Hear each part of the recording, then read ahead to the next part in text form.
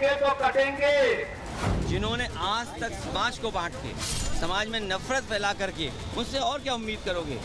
एक रहेंगे तो नेक रहेंगे। बांटेंगे तो कटेंगे, कौन बांट रहा है? अभी तो बांट रहे हैं। न तो बटेंगे न ही कटेंगे, तानाशाही के खिलाफ डटेंगे। अगर हम बटेंगे तो बांटने वाले महफिल सजाएंगे।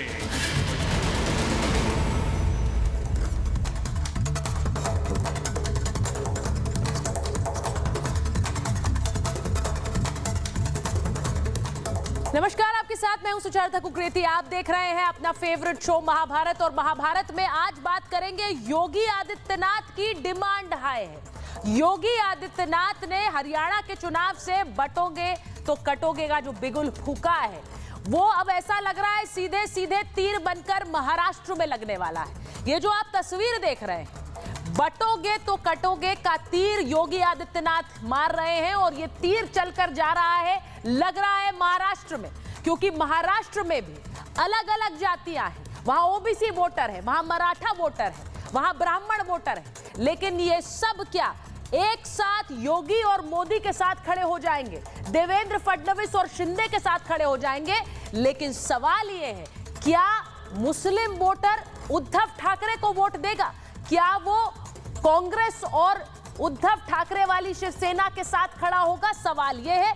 इसीलिए ये बटेंगे तो कटेंगे वाली लाइन क्या अब महाराष्ट्र के चुनाव में भी चलेगी? आपको तस्वीरें दिखाती हूं। महाराष्ट्र में, मुंबई में जगह जगह ये पोस्टर लग गए। इन पोस्टर्स पर लगा है बटेंगे तो कटेंगे योगी आदित्यनाथ की तस्वीर के साथ। अब जब ये पोस्टर्स लगे तो ये चर्चा शुरू हुई कि क्या योगी आदित्यनाथ वाला फॉर्मूला महाराष्ट्र में कारगर होगा। कुछ दिन पहले हमने एकनाथ शिंदे के साथ योगी आदित्यनाथ की तस्वीरें भी देखी हैं। इसीलिए सवाल ये पूछे जा रहे हैं कि क्या योगी आदित्यनाथ स्टार प्रचारक तो होंगे ही, लेकिन क्या वो जीत का फॉर्मूला भी योगी आदित्यनाथ महाराष्ट्र में दे रहे हैं? क्योंकि आज सवाल बड़ा है। सवाल आज महाभारत में यही पूछ रही हूं कि क्या कांग्रेस और उद्धव ठाकरे की पार्टी की मुश्किलें योगी आदित्यनाथ बढ़ा रहे हैं? राहुल और उद्धव की दिक्कत क्या योगी बढ़ाएंगे? क्योंकि दोनों के बीच सीट शेयरिंग को लेकर अभी तक कोई फॉर्मूला सामने नहीं आया है। वहां बैठकों पर बैठकें हो रही हैं, लेकिन अभी तक सीट शेयरिंग पक्की नहीं हुई है। तो ऐसे में तस्वीरें जरा चला दीजिए। उद्धव ठाकरे खुलकर कह चुके हैं कि वो सीएम फेस उन्हें बता देना चाहिए, उन्हें डिक्लेयर कर देना चाहिए। अगर ऐसा नहीं होता है तो क्या होगा, और अगर ऐसा होता है तो भी सवाल यह है कि क्या मुस्लिम वोटर उद्धव ठाकरे को वोट देगा? क्योंकि बीजेपी से अलग होने के बाद ये उनका पहला चुनाव होगा, विधानसभा का चुनाव। इसीलिए आज पूछ रहे हैं कि योगी की ये लाइन क्या राहुल और उद्धव के बीच जो दरार पड़ी हुई है सीटों को लेकर, उसे और बढ़ाएगी क्या आज महाराष्ट्र में? यह रिपोर्ट पहले आपको दिखा देती हूं। एक रिपोर्ट आपको दिखाती हूं, क्योंकि महाराष्ट्र में मतदान 20 नवंबर को होना है और नतीजे 23 नवंबर को आने हैं। यानी बहुत कम दिन बचे हैं। महाराष्ट्र में वोटिंग का समय बिल्कुल करीब आ गया है, लेकिन अभी भी सीट शेयरिंग नहीं हुई है। इसीलिए यह रिपोर्ट पहले देख लीजिए।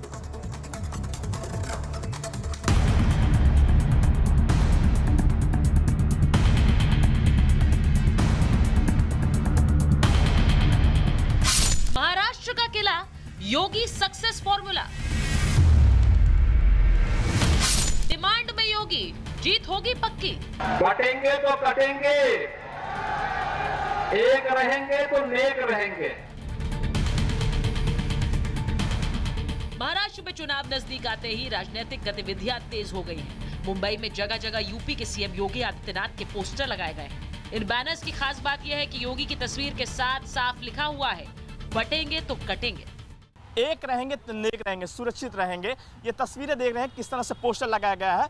मुंबई के अलग अलग इलाकों में इसी तरह से पोस्टर लगाए गए हैं, और यही संदेश देने की कोशिश किया गया है कि जिस तरह से सीएम योगी आदित्यनाथ ने भाषण में कहा था कि बटेंगे तो कटेंगे, इसके बाद मुंबई के अलग अलग इलाकों में इसी तरह से पोस्टर लगाया गया है। पोस्टर इसलिए लगाया कि विपक्ष जिस तरह से कर रहा है बांटने की राजनीति, तुष्टीकरण की राजनीति, उसका मैंने जवाब दिया, बटेंगे तो कटेंगे। जिनको समझ में आना है उनको समझ में आ रहा है। हरियाणा में लोगों को समझ में आया, लोगों ने हरियाणा में बीजेपी की सरकार लाया। लेकिन इन सब पर सियासत भी शुरू हो गई। मुंबई की जनता भारतीय जनता पार्टी को जवाब ऐसे देती है कि न तो बटेंगे न ही कटेंगे, तानाशाही के खिलाफ डटेंगे और अहंकार के पंख छटेंगे। योगी का पोस्टर लगा तो सियासी गलियारे में हलचल सी मच गई, लेकिन विपक्षी खेमा अपने बयानबाजी को भूल गया। हम 2 एमएलए, हमें 6-8 एमएलए चाहिए, और जिस दिन अखिलेश भाई 8 एमएलए हो गए ना, किसी की मां ने दूध नहीं पिलाया मुसलमानों को जाति करने की। विपक्षी नेता धमकी दे रहे हैं कि हमारी सीटें आ गई तो देख लीजिएगा। आपको बता दें कि हरियाणा चुनाव में बीजेपी की ऐतिहासिक जीत के बाद अब महाराष्ट्र में भी योगी की एंट्री से विपक्षी खेमे में खलबली मच गई। योगी के इस बयान को हरियाणा के चुनाव नतीजों में एक सुपर हिट नारे की तरह देखा जा रहा है, लेकिन इसे लेकर राजनीति भी जमकर हुई थी। जो लोग डिवाइड एंड रूल करना चाहते हैं, जिन्होंने आज तक समाज को बांट के, समाज में नफरत फैला करके, उनसे और क्या उम्मीद करोगे? जिन्होंने अंग्रेजों से सीखा हो डिवाइड एंड रूल, उनसे क्या उम्मीद करोगे आप? तो बांटेंगे तो कटेंगे, भाई आप ही तो बांट रहे हैं। कौन बांट रहा है? आप ही तो बांट रहे हैं। आप ही ने कहा था कि इस बाई इलेक्शन जो होने जा रहे हैं उसमें मुसलमान और यादव ऑफिसर्स नहीं होना चाहिए। एक तरफ बीजेपी महाराष्ट्र में सीट शेयरिंग कर 99 नामों का ऐलान कर चुकी है, आक्रामक चुनाव प्रसार में जुटी है, तो उधर दूसरी ओर महाविकास अघाड़ी में सीटों के बंटवारे को लेकर लगातार कशमकश है। पहले कांग्रेस को यूपी उपचुनाव में सपा ने मात्र 2 सीटें दी, अब महाराष्ट्र में भी उद्धव गुट कांग्रेस को अपने तेवर दिखा रहा है।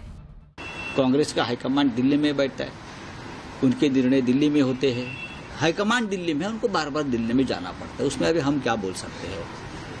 सीट शेयरिंग में प्रॉब्लम होता ही है, कार्यकर्ताओं का प्रेशर होता है, सब चीजों का प्रेशर होता है। नेताओं को लगता है कि नहीं भाई, कार्यकर्ताओं के सम्मान के लिए वो सीट लेना चाहिए। देखो, एक चॉकलेट रहता है, 2 बच्चे झगड़ते रहते हैं, आखिर में एक को मिल जाता है। यार चॉकलेट की लड़ाई है कि आधा आधा बांटा नहीं जाता है, तो एक चॉकलेट एक को ही देना पड़ता है, तो चॉकलेट की लड़ाई है, लड़ाई लड़ते रहते हैं आखिर तक।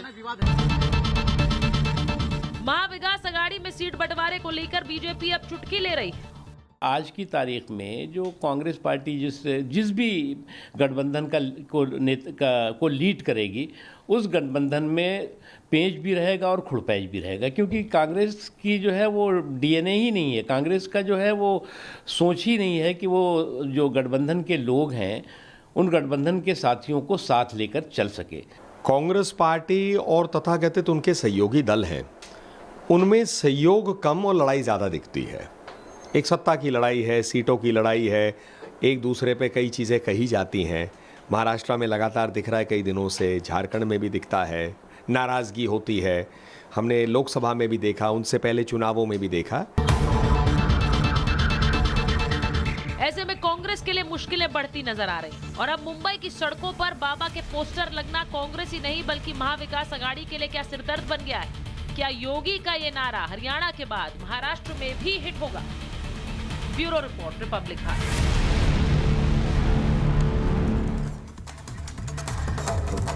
मैं एक बार आपको बताऊं कि योगी इन डिमांड क्यों है।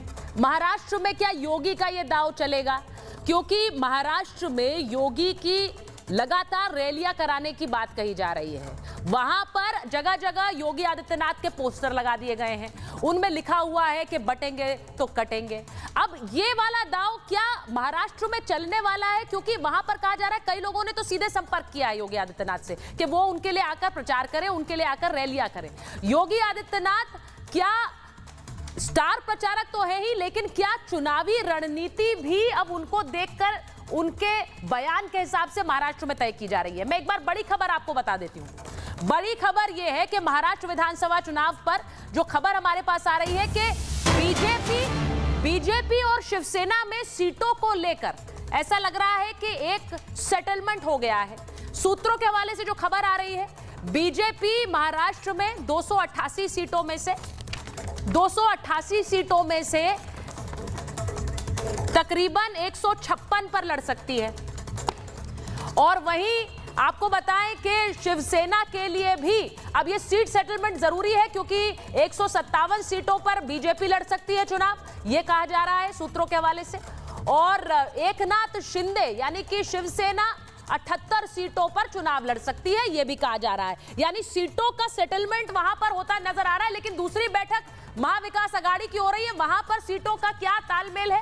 यूपी टू महाराष्ट्र, क्या सीटों को लेकर कांग्रेस और उसके सहयोगियों के बीच एक खटपट है? प्रेम शुक्ला जी राष्ट्रीय प्रवक्ता भारतीय जनता पार्टी हमारे साथ जुड़ रहे हैं, अवधेश कुमार जी वरिष्ठ पत्रकार हैं, राजपुंज जी शिवसेना शिंदे के नेता हैं, नाहिद लारी खान समाजवादी पार्टी की राष्ट्रीय प्रवक्ता हैं, अजय वर्मा जी कांग्रेस के नेता हैं और संजय गुप्ता जी उद्धव ठाकरे शिवसेना गुट के नेता हैं। लेकिन मैं सबसे पहले आपके पास आ रही हूं प्रेम शुक्ला जी, जरा ये बता दीजिए, महाराष्ट्र में अभी खबरें आ रही हैं, ये सूत्रों के हवाले से है, मैं ये नहीं कह रही ये पुष्ट खबरें हैं, लेकिन एक सेटलमेंट शिवसेना और बीजेपी के बीच होना ये आप लोगों के लिए इस वक्त जरूरी भी है, क्योंकि बहुत से लोग कह रहे हैं कि बटेंगे तो कटेंगे। अगर योगी आदित्यनाथ कह रहे हैं तो वो अलायंस को भी एक संदेश दे रहे हैं कि सीट को लेकर किसी तरह की कोई खटपट मत करिए, वरना वहां दूसरा वाला ना जीत जाए।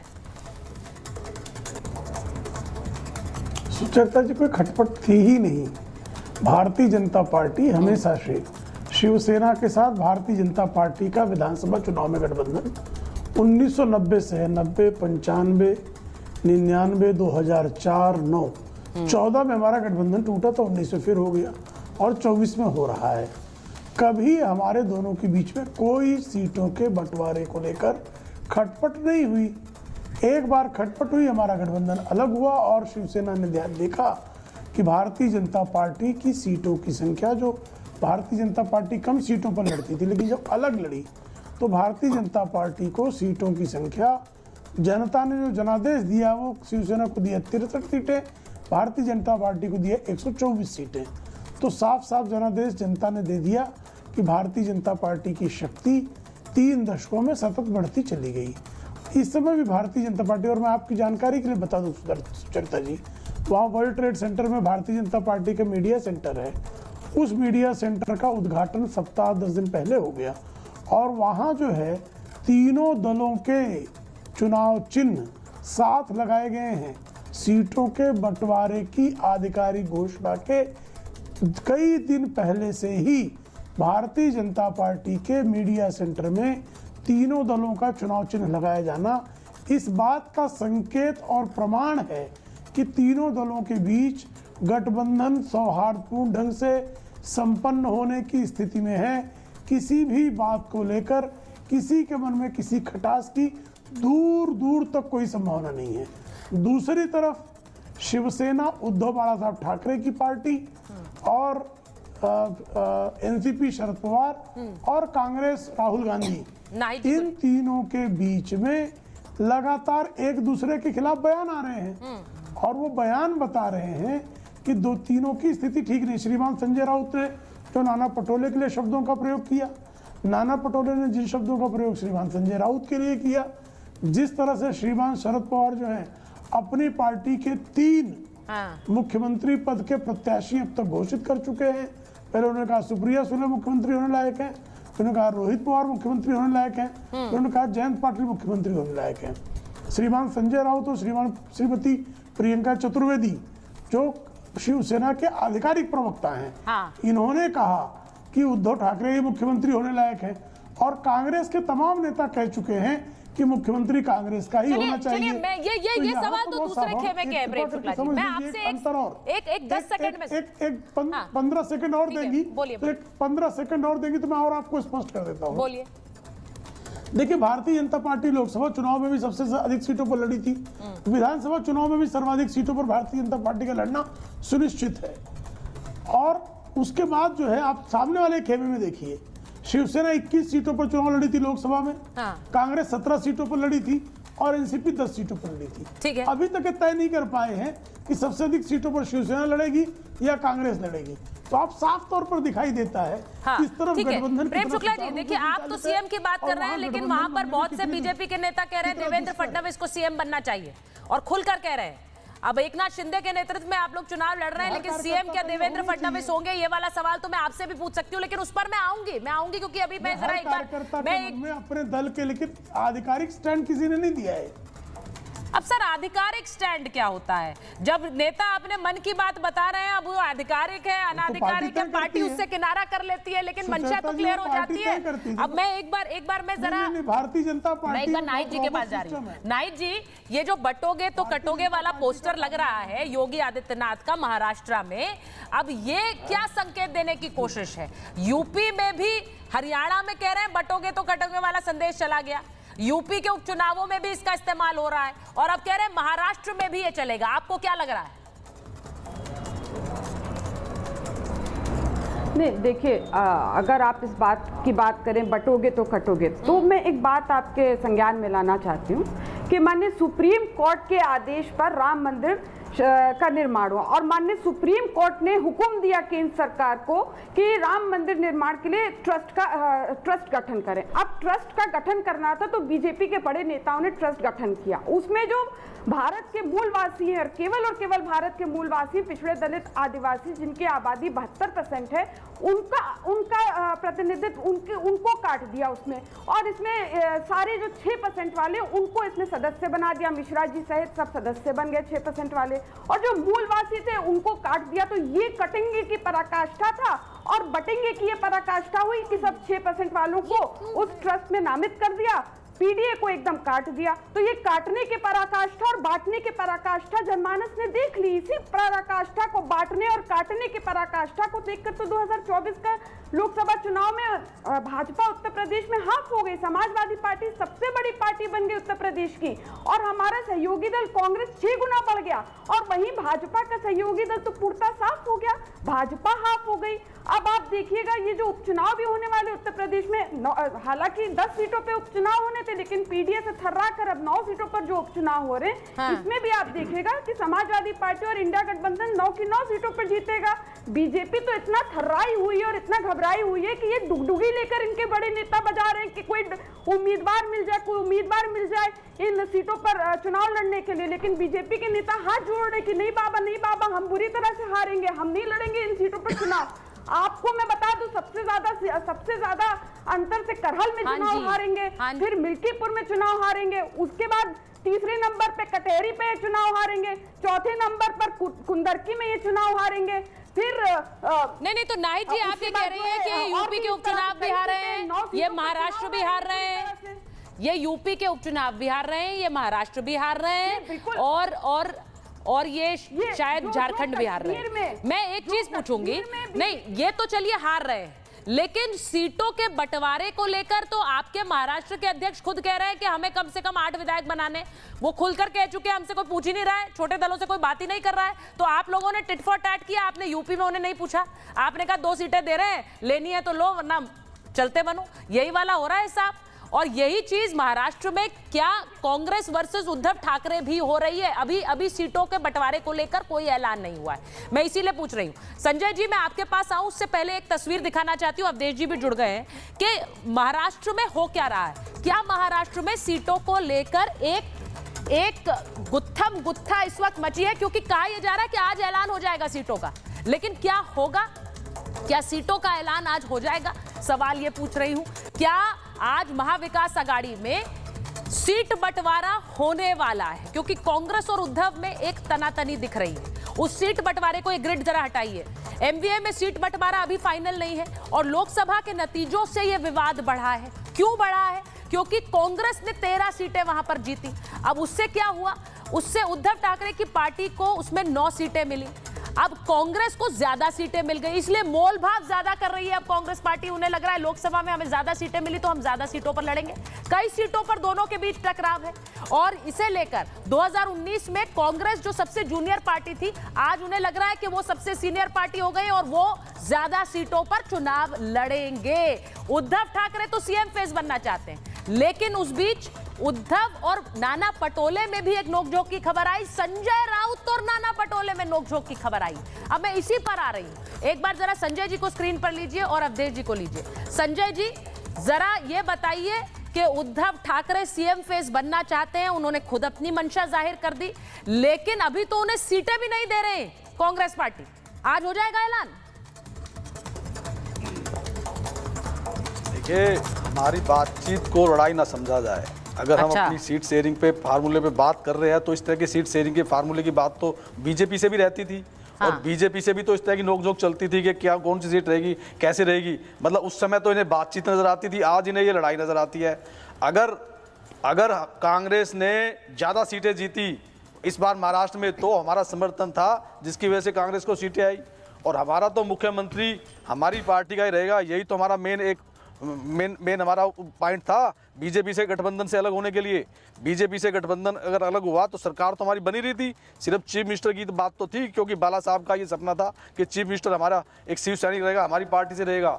तो सीट शेयरिंग का फार्मूला जिस भी तरह से होगा हम आपस में कर लेंगे। हमारे सीट शेयरिंग के फार्मूले को लड़ाई ना समझा जाए, हमारी सीट शेयरिंग के फार्मूले को बातचीत समझा जाए। जो बीजेपी लड़ाई दिखाने की कोशिश कर रही है वो ऐसा है नहीं, वो आपसी बातचीत है। अब वो कह रहे हैं कि भाई आप हमारी बातचीत को क्यों लड़ाई की तरह ले रहे हैं अवधेश जी। वो कह रहे हैं आप हम तो बीजेपी से भी करते थे बातचीत, तब वो बातचीत थी, अभी हम अगर कांग्रेस पार्टी से कर रहे हैं तो आपको झगड़ा लग रहा है। क्यों झगड़ा है भाई? अब ये महाभारत के संजय तो है नहीं कि धृतराष्ट्र को सारा दृश्य जो है दूर से देख कर बताएंगे, और देख भी लेंगे तो बोलेंगे कैसे।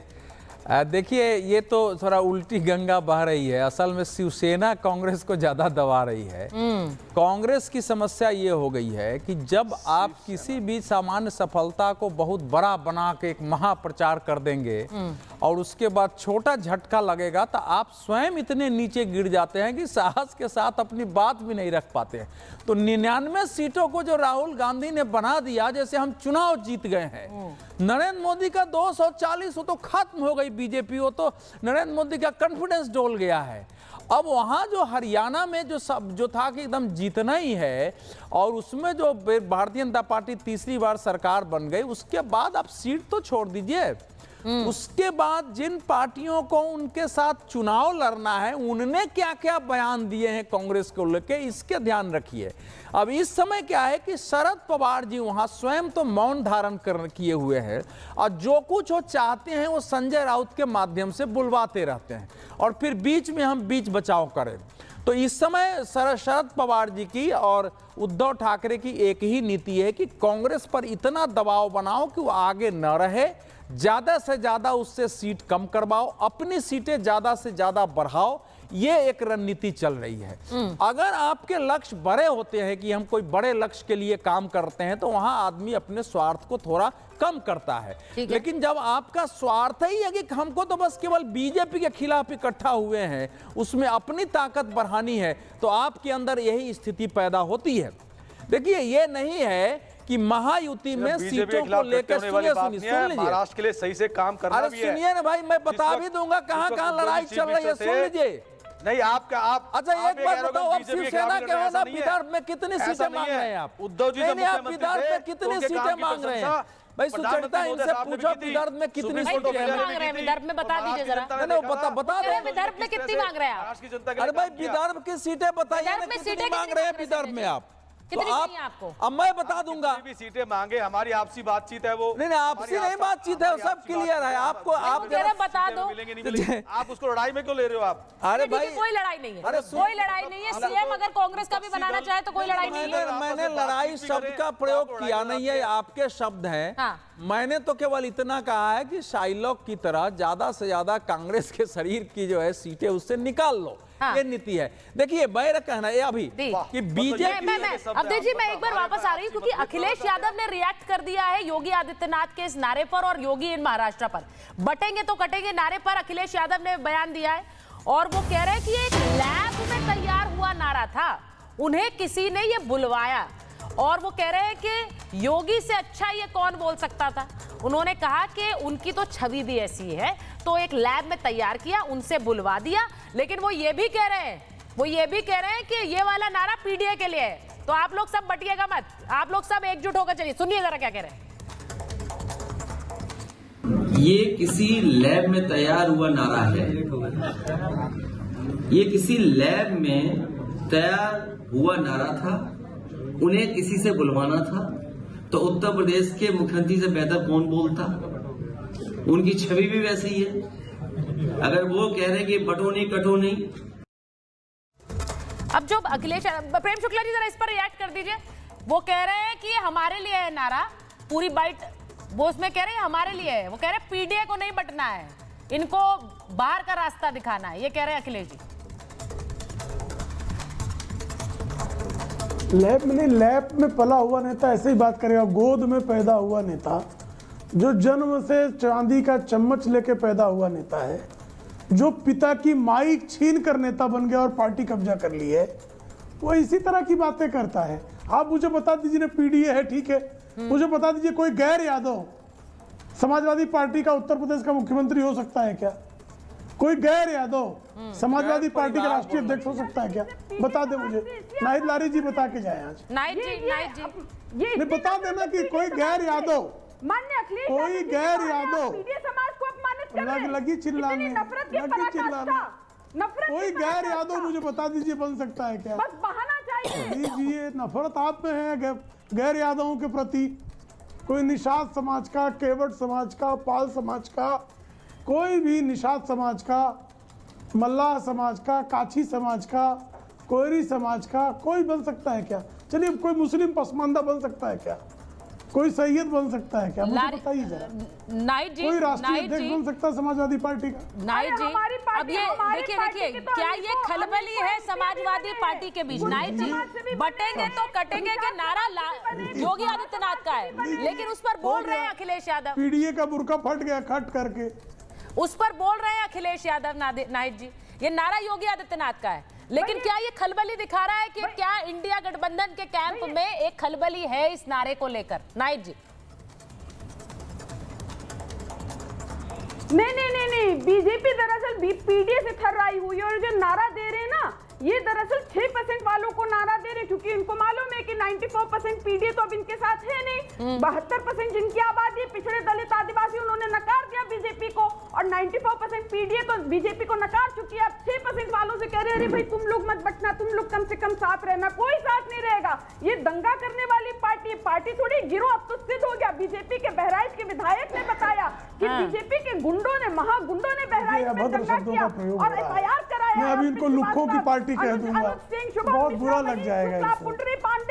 मैं लाकटों की पार्टी कह दूंगा, बहुत बुरा लग जाएगा।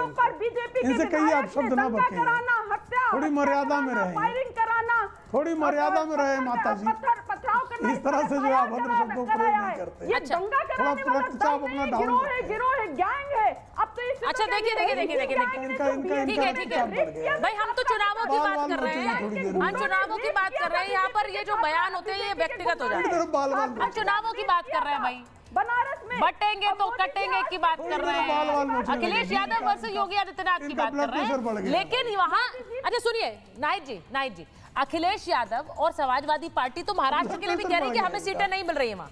ये अबू आजमी ने कहा कि नहीं कहा, तो उस पर आइए ना जरा, क्यों नहीं मिल रही है वहाँ पे सीटें? जरा अजय वर्मा जी को ले आइए, अजय वर्मा जी जुड़ गए हमारे साथ। हाँ बोलिए जल्दी से बोलिए। आप लोग देखिए ये बीजेपी की आदत है चंडूल खाने की बातें उड़ाना। माननीय अखिलेश यादव जी ने स्वयं बताया, उन्होंने स्वयं कहा कि हमारा दिल बहुत बड़ा है, शब्दावली सुनते जाइए, जीत की है। माननीय अखिलेश यादव जी ने कहा कि हम बात करते 12, लेकिन हम उनमें से है कि जहां बीजेपी को हराना है, शब्द सुनिएगा इनका, हम कम में भी कितना जो है पैखाने में गिरे हुई भाषा बोलती है। कोई फायदा नहीं। बीजेपी का देखिए ना, अब देखिए जूतम पेजार हो रहा है, महाराष्ट्र में बीजेपी। अरे मेरी बड़ी गुजारिश है, मेरी बहुत गुजारिश है आप सबसे, ये जो डिबेट है ये पूरा देश देखता है सर और मैम, तो इसीलिए हम लोग शब्दावली प्रयोग है, आप शब्द कह रही हैं। हाँ, अकेले वही गरिया रही हैं। नहीं वो बोलेंगी फिर आप भी बोलेंगे ना प्रेम शुक्ला जी, तो मैं नहीं चाहती कि ये बात हो। मैं तो चाहती हूँ आप लोग आज महाराष्ट्र पर फोकस रखें। महाराष्ट्र उसे जीतना है प्रेम शुक्ला जी, आपको उसे जीतना है, नाहिद जी को, इंडिया गठबंधन को, तो उस पर फोकस रखते हैं। सिर्फ मैं रेखांकित कर रहा हूँ। अजय वर्मा जी, कांग्रेस पार्टी को वहां यूपी में सीटें नहीं मिली, तो उसका बदला अब क्या वहां महाराष्ट्र में लेंगे? समाजवादी पार्टी को सीटें, वो कह रहे हैं हमें तो पूछ ही नहीं रहे, और बाकी उद्धव ठाकरे के साथ क्या सीट अरेंजमेंट है वो अभी पता नहीं है, या होगा आज ऐलान होगा। देखिए सुचेरिता जी, ना तो ये केवल भाजपा का प्रायोजित प्रोपेगेंडा है, कुछ नहीं है हमारी पार्टी और हमारे गठबंधन में, ना उत्तर प्रदेश में ना महाराष्ट्र में है। जब इनकी 48 सीटों में से घट के 33 हम लोगों ने जीत ली और बाकी ये 23 से 9 पे आ गए, तो ये प्रोपोगंडिस्ट हैं, केवल इनका प्रोपोगंडा ये है कि प्रोपोगंडा करिए, फूट डालिए, और जैसे गोरे अंग्रेज करते थे पहले कि फूट डालो शासन करो, अब ये काले वाले कर रहे हैं यही काम। हमारे यहाँ सब कुछ ठीक है, हमारा गठबंधन मिलकर मजबूती से लड़के हराएगा, अपनी सरकार बनाएगा, और उसमें कोई चिंता ना तो उत्तर प्रदेश में कोई गड़बड़ी है। ये केवल इनकी देन है, इनकी प्रयोगशाला की, और इनका नया पाठ्यक्रम है भाजपा। चूंकि ये लोग घबराए हुए हैं, बेचैन हैं, परेशान हैं। वो तो कह रहे हैं बटेंगे तो कटेंगे, आप कह रहे हैं वो डिवाइड एंड रूल कर रहे हैं, आपने तो एंटीथेसिस दे दिया। बिल्कुल सही कह रहे हैं अखिलेश जी। अखिलेश जी जो कह रहे हैं, अखिलेश जी जो कह रहे हैं कि अगर पिछड़ा, दलित और अल्पसंख्यक अगर बट गए तो ये काट देंगे गॉडसे वाले। जो गॉडसे की विचारधारा के लोग हैं ये काट डालेंगे, जैसे महात्मा गांधी को मार दिया गया था। तो इस देश में अडानी, अंबानी, पर अजय जी मेरा एक सवाल है आपसे, बिल्कुल डिफरेंट, आप ये मान के क्यों चल रहे हैं कि ये वोट बैंक आप ही के साथ है? क्योंकि मुझे याद है इसी स्टूडियो में हम डिबेट हरियाणा पर कर रहे थे और आप कह रहे थे 60 से ज्यादा सीटें आएंगी, वहां पर खेल बदल गया। तो आपको क्यों लगता है कि ये सारा पीडीए आपके साथ है और बीजेपी के साथ नहीं जा सकता है?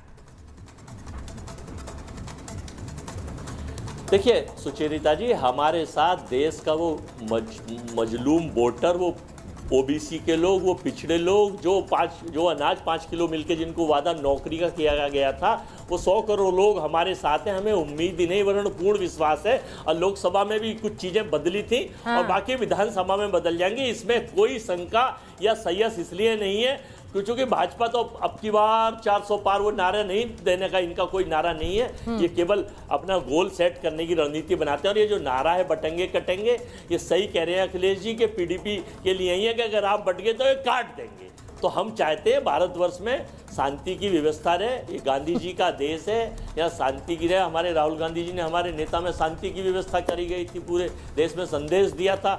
और ये केवल बांटने का काम करना है, हिंदू मुस्लिम पाकिस्तान महाविकास आघाड़ी में क्या सीट शेयरिंग को लेकर, देखिए आप सीट शेयरिंग को छोड़कर बाकी सब पर बात कर रहे हैं, सीट शेयरिंग फाइनल हो गई, चुनाव है 20 तारीख को, कब होगी सीट शेयरिंग फाइनल? मैं उनसे भी ये पूछ रही हूँ क्योंकि राजपुंज जी यहाँ बैठे हुए हैं। प्रेम जी आपके पास आ रही हूँ, उससे पहले एक बार राजपुंज जी के पास जाऊंगी। राज जी जरा बताइए, एकनाथ शिंदे कैंप में बहुत से लोगों ने यह भी कहा जब इस पे चर्चा हुई अवधेश जी कि ये एक जो बटेंगे कटेंगे वाला एक सिग्नल है, ये महायुति को भी जा रहा है कि अलग अलग दल जो है सीट शेयरिंग को लेकर ज्यादा कलेश ना करें, चाहे वो बीजेपी हो या फिर एकनाथ शिंदे के शिवसेना हो, कि वो अगर होगा तो उनके लिए मुश्किल होगा। तो राजपुंज जी जरा बताइए, ये सीट शेयरिंग में कोई दिक्कत नहीं है आप लोगों के कैंप में? आप सिर्फ उन पर उंगली उठाते हैं, आपके कैंप में फाइनल है क्या तस्वीर?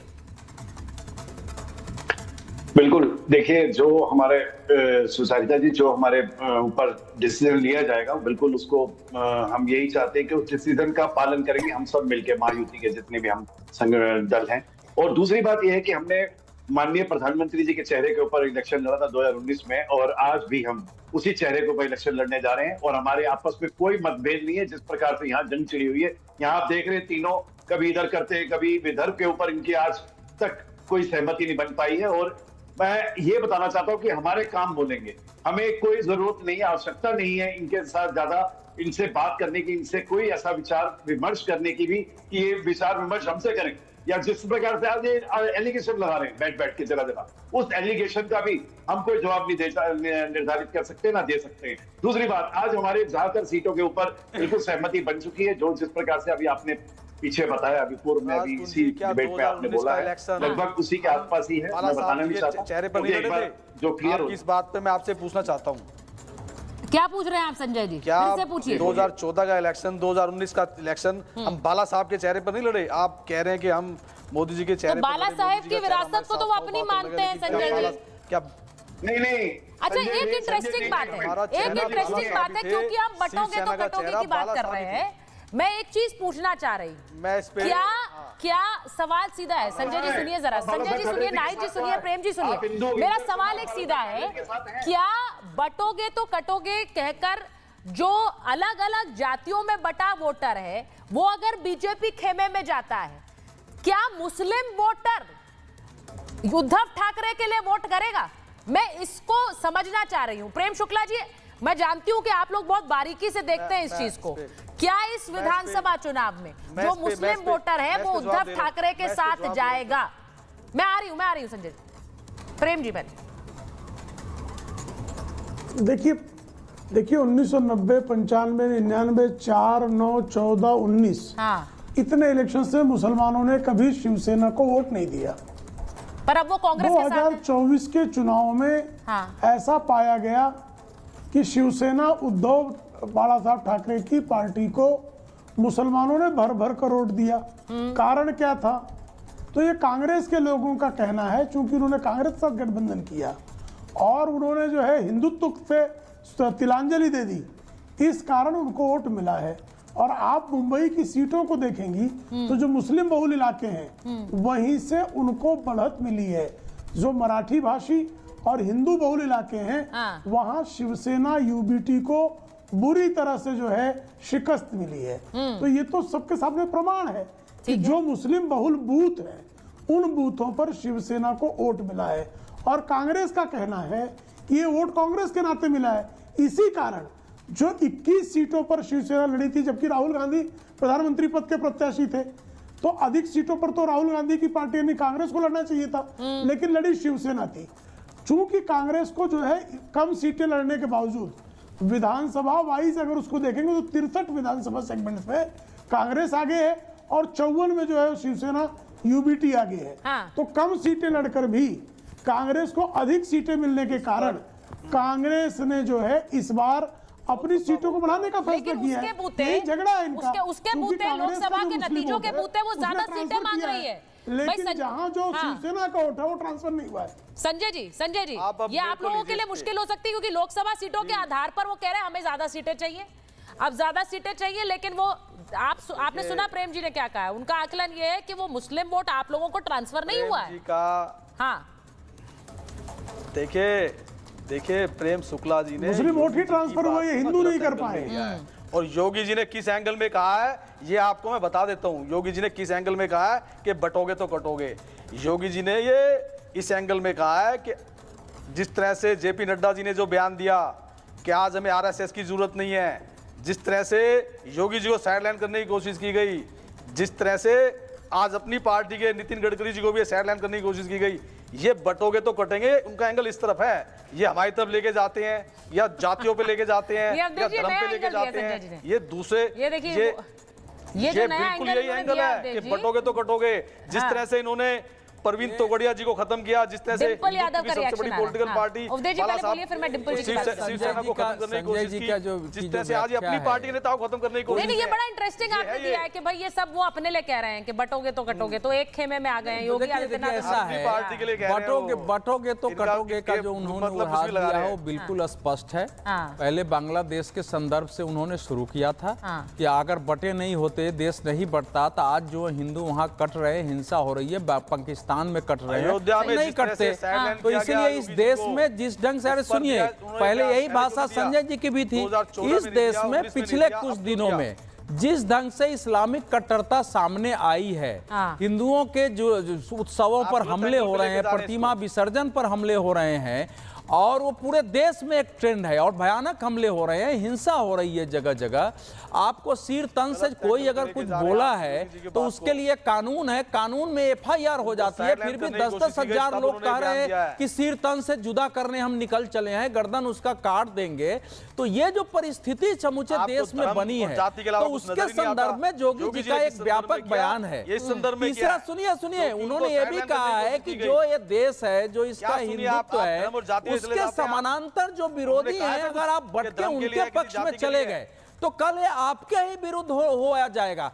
आखिर फैजाबाद से एक बीजेपी के कैंडिडेट को हारने को यहां से अमेरिका और दुनिया तक जो राहुल गांधी जी ने बनाया है, और जिस ढंग से उन्होंने कहा कि हमने अयोध्या के विचार को हरा दिया है, मैं एक बार तो वो उसके खिलाफ जो जिस ढंग से अखिलेश जी को हर मुस्लिम सम्मेलन में ले जाके, और महाराष्ट्र में भी उनको मुसलमानों के सम्मेलन में ले जा रहे हैं, ये बयान आया योगी आदित्यनाथ का, लेकिन इस पर लगातार रिएक्ट कर रहे हैं इंडिया गठबंधन। अब डिंपल यादव जी का भी बयान आया, वो कह रहे हैं कि इस बयान से लोगों को भटकाया जा रहा है, सब समझते हैं ये बयान क्यों दिया जा रहा है। पॉलिटिकल डेवलपमेंट उन्होंने ये बयान दिया। अब ये डिंपल यादव का बयान है, मेरे पास समय बिल्कुल नहीं, नाइट जी 10 सेकंड आपको दे रही हूँ। डिंपल यादव कह रही है ये सिर्फ नारेबाजी है, इससे असर नहीं होना है। आपको लग रहा है यूपी टू महाराष्ट्र इसका कोई असर नहीं होगा? नहीं, बिल्कुल ये सब नारेबाजी है। माननीय डिम्पल यादव जी बिल्कुल सही कह रही हैं। और मैं तो पीडीए समाज से कहना चाहूंगी कि पीडीए समाज को समझना चाहिए, अगर बटोगे तो वोट में कटोगे। और लखीमपुर के भाजपा विधायक जो पीडीए समाज से थे, वर्मा जी के जैसे मनुवादियों से पिटोगे, तो ये समझना चाहिए ये बीजेपी चाहते हैं कि पीडीए समाज को पीटे। 94% पीडीए समाज बहुसंख्यक है। अब देश में बहुसंख्यक की बात चलेगी, अल्पमत की बात नहीं चलेगी। और बीजेपी का जो नतीजा, आप प्रेम शुक्ला जी की बात कहना चाह रही थी, लेकिन अपने एक के साथी का नाम ले दिया आपने। मैं बस ये कह रही हूँ, समय मेरे पास नहीं है, बस ये देखना है कि ये नारा अगर हरियाणा में चल गया है तो क्या वो महाराष्ट्र में चलेगा, क्योंकि बीजेपी क्या इसे पूरी तरह भुना पा रही है। हरियाणा में ये चल चुका है, आगे देखना होगा। चुनाव की तारीख बिल्कुल पास है। बहुत बहुत धन्यवाद आप सबका।